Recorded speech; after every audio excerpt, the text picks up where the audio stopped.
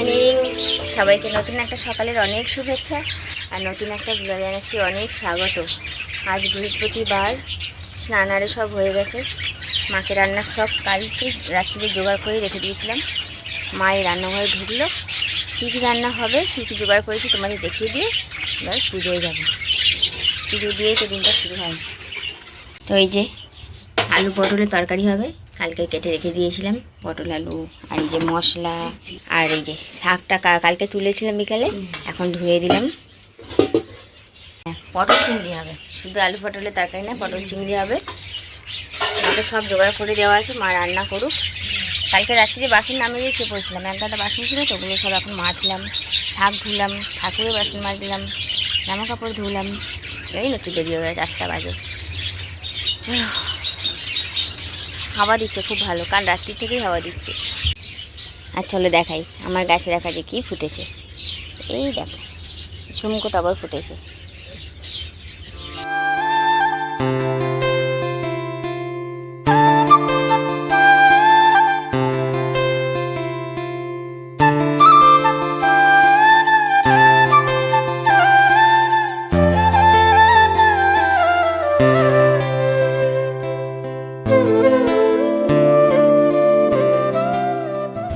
কত সুন্দর জিনিস দেখো, বেল পাতার সঙ্গে ছোট্ট 3টে বেলও আছে, দেখেছো? আজকে আমার ভুলে আবার কি পাবে, দেখো 3টে পাতা 3টে বেল। এটা আজকে আমার ভুলে আবার মাথায় রাখবে, একসঙ্গে আছে দেখো।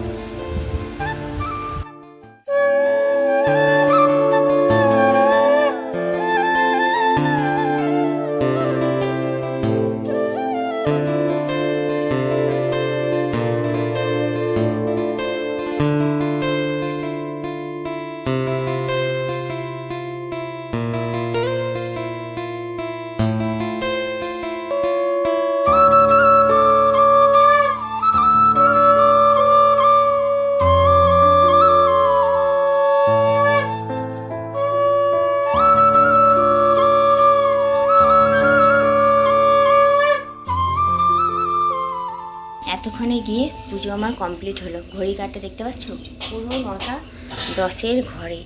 1 ঘন্টার মতন, পুরো 1 ঘন্টা মতন, 1 ঘন্টার উপরেই গিয়ে পুজো করতে লাগলো। সবে জাস্ট পুজো সমাপ্তি হলো।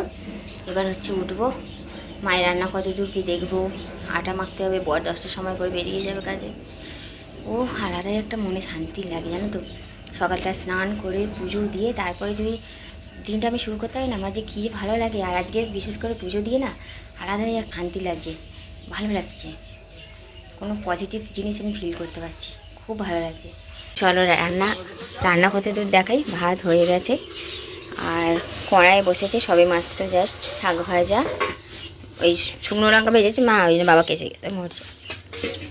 আর এই হচ্ছে পটল চিংড়ি, ঠিক আছে, 2 বেলার, 1 বেলার আর এই 1 বেলার আলাদা আলাদা করে রাখা আছে, যাতে ঘাঁটাঘুটি না হয়। হ্যাঁ হ্যাঁ, একদম ঠিক করেছেন। হ্যাঁ হ্যাঁ, ঘাঁটাঘাঁটিও করতে লাগবে না। চলো রান্না দেখিয়ে দিলাম, শাক ভাজাটা হলে হয়ে যাবে। তো এই যে দেখো 2টো বিস্কুট নিয়ে বসে পড়েছি। আসলে সেই সকাল থেকে খালি পেটে আছি তো, শুধু জাস্ট গরম জল খেয়েছিলাম 1 মগ, পুরো খালি পেটে 2টো বিস্কুট নিয়েছি, বসে বসে খাই আর আটাটা মেখে নিই। আর আমি জানো তো এই বিছানায় বসে না হলে আটা মাখতে পারি না। আসলে নিচে বসলে ওই গাঁঠে, পায়ে যে গাঁট থাকে ওই গাঁটগুলোর মধ্যে লাগে। আর দাঁড়িয়ে স্ল্যাবসের মধ্যে যে দাঁড়িয়ে আটা মাখবো, স্ল্যাবটাও অনেকটাই উঁচু, ওই জন্য খাটে বসেই আটা মাখি। কচি কচি সব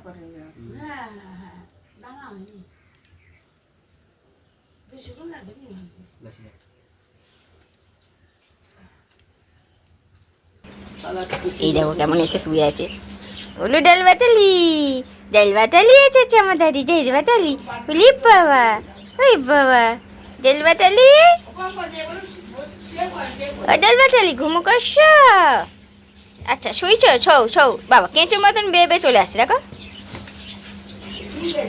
এটা কি নিলাম আপু? টাটা কাকে দেবে? সৌ ওখানে সৌ, কেউ কিছু বলবে না। হ্যাঁ সৌ, বাবা রে বাবা, বাবা রে বাবা, না পা সাথে না। হ্যাঁ সৌ, সাবধানে যাও। দুর্গা দুর্গা গেছে। এমে তোর হচ্ছে না রে, এত খেয়ে দেখো পেছনটা ঘুরে চলে গেল। এত খাচ্ছে তাও হচ্ছে না, খাল থেকে কি ভেসে ভুসে যায় সেগুলো করে খেতে মারবো। এলে দেখছিস তো আবার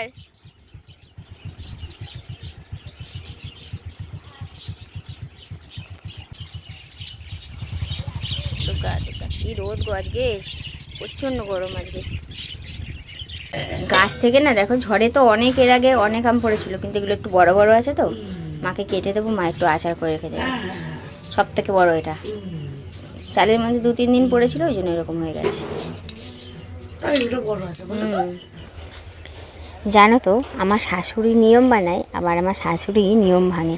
তো আমার শাশুড়ি বলেছিল কি বিয়ের পরে যখন এসেছিলাম যে নীল ষষ্ঠীতে নীলের মাথায় আম দিতে হয়, তারপরেই কিন্তু আম খাওয়া যায়, এটা মাথায় রাখবে। তারপরে হঠাৎ করেই এবছরে বলছে ও সব বাদ দাও তো, ছাড়ো তো, কিছু হয় না, আম খাবো।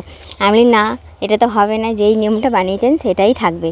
আর কটা দিনের মাথায় অপেক্ষা, একেবারে নীল ষষ্ঠীতে নীলের মাথায় আম দিয়ে তারপরেই খাওয়া হবে। তাহলে মা বলছে কী হবে এই আমগুলো, আমি যে এক উপায় আছে, তাহলে আমি কেটে দিই, আচার করে রেখে দিন, খাওয়াও হলো না, এদিকে আমগুলো নষ্টও হলো না।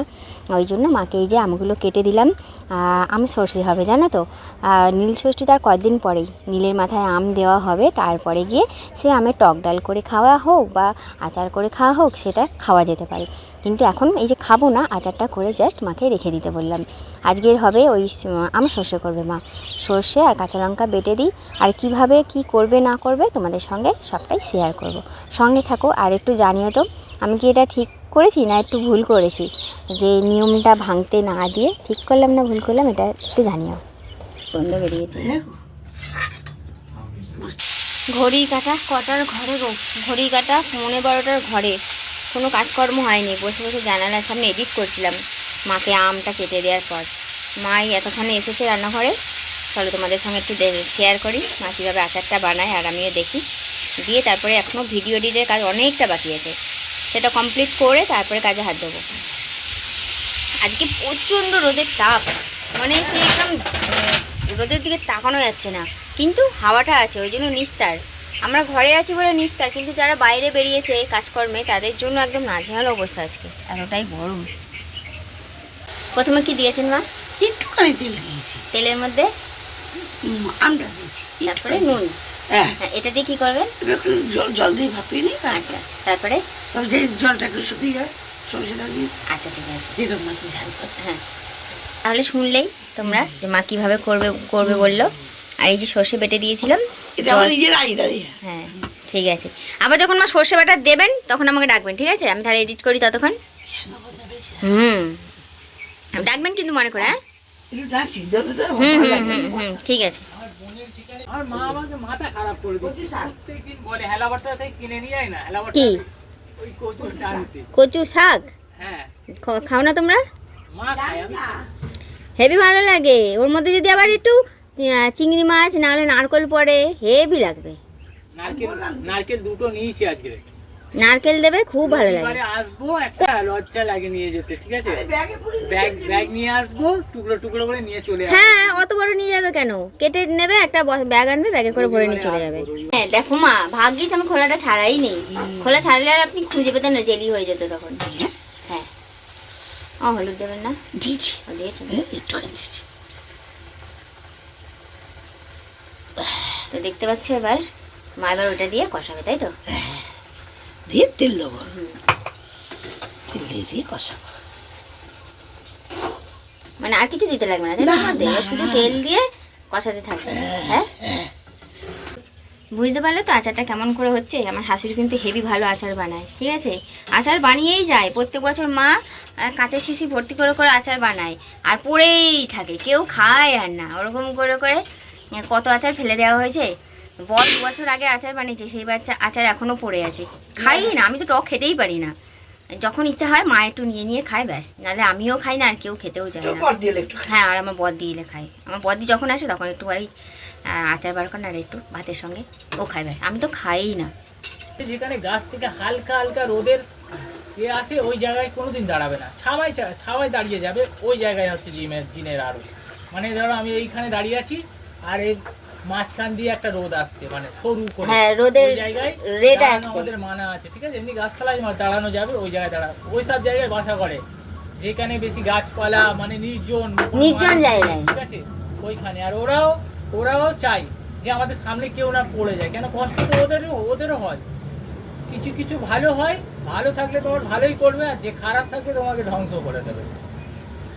একটা ভাই এসেছে আমাদের বাড়িতে না, ও কিছু কাজে এসেছে, মশা মারা তেল দিতে আসে, আর এসে ওই টুকটাক গল্প করতে থাকে।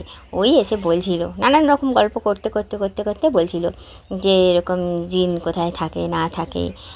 আসলে কি বলো তো, আমরা ওই সব বুঝি না, আমরা ভূতই বুঝি, কিন্তু ওরা হচ্ছে জিন বোঝে। তো যাই হোক, আমরা কেউই কারোর কথায় নিয়ে তর্ক করিনি। ওর মতন বোঝাচ্ছিল আমাকে, আমি আমার মতন বোঝাচ্ছিলাম। তবে এই কথোপকথনের মাধ্যমে জানতে পারলাম যে জিনের কোথায় বাসা, জিন কোথায় থাকে। আসলে মানা না মানা সেটা আমার ওপর, তবে জানতে তো পারলাম যে জিন বলে যদি সত্যি কিছু থেকে থাকে, তারা আসলে কোথায় থাকে সেটা জানতে পারলাম। আর জানতে ক্ষতি কী, তাই না বলো? অজানা কিছু জানাটা তো খারাপ কিছু নয়। সেটা মানি কি না মানি সেটা পরের বিষয়।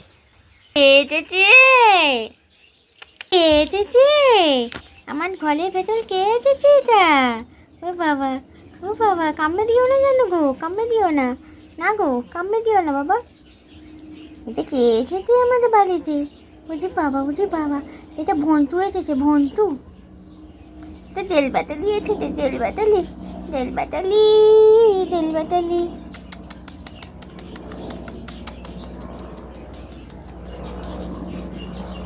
ও তেল বাটালি, কিছু খেয়েছো?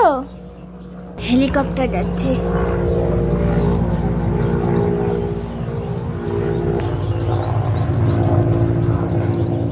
দেখতে পেয়েছো? হেলিকপ্টার যাচ্ছে।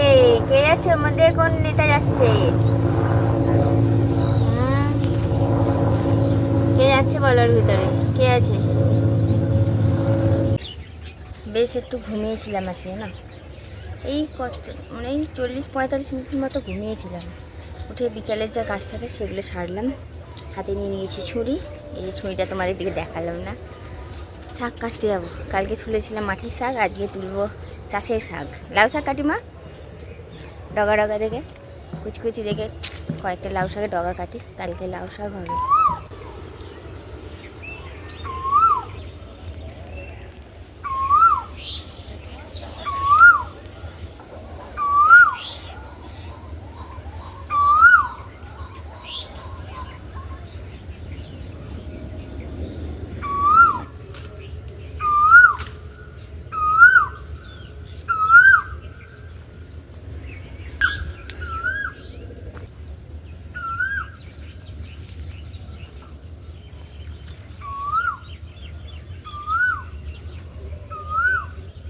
আর নেব ভাবছি, মানে এক বেলা তরকারি তো, দেখি আর দুটো রক কাটবো, কেটে নিয়েছি তো। এই যে নিয়ে নিয়েছি, বেশ অনেকগুলোই কেটেছি, জানো তো। আমার এগুলো হয়ে যাবে না? এই যে বেশ অনেকগুলোই কেটে নিয়েছি।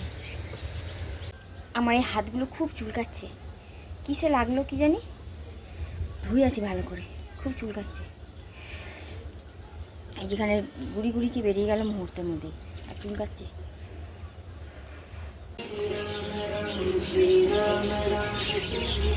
মা, বাটার টোস্ট চা। স্লো হয়ে গেছে নাকি? Good evening. সন্ধ্যা দেওয়া কমপ্লিট হয়ে গেছে। আজকে দেখো সিঁদুরের টিপ কত বড় করে ফেলেছি। গোল করতে কত বড় হয়ে গেছে। বড় পড়ি না তো আমি, মুখটা কেমন জানি লাগছে একটা নিজের কাছে। তো যাই হোক, ওই যে বর চলে এসেছে, আর এনেছিল পাউরুটি, এনেছিল, একটু বাটার টোস্ট করলাম। তো চলো, বড়ও এসে গেছে, বড়ই এনেছিল অবশ্য পাউরুটিটা। বাটার টোস্ট করে নিয়েছি, আর সঙ্গে আছে চা। চলো, ভিডিওটা এখানে শেষ করে দিচ্ছি। সবাই খুব ভালো থেকো, সুস্থ থেকো, আর ভিডিওটা ভালো লেগে থাকলে একটা লাইক করে আমার পাশে থেকো। আজকের মতো তাহলে টাটা, দেখা হবে আগামীকাল।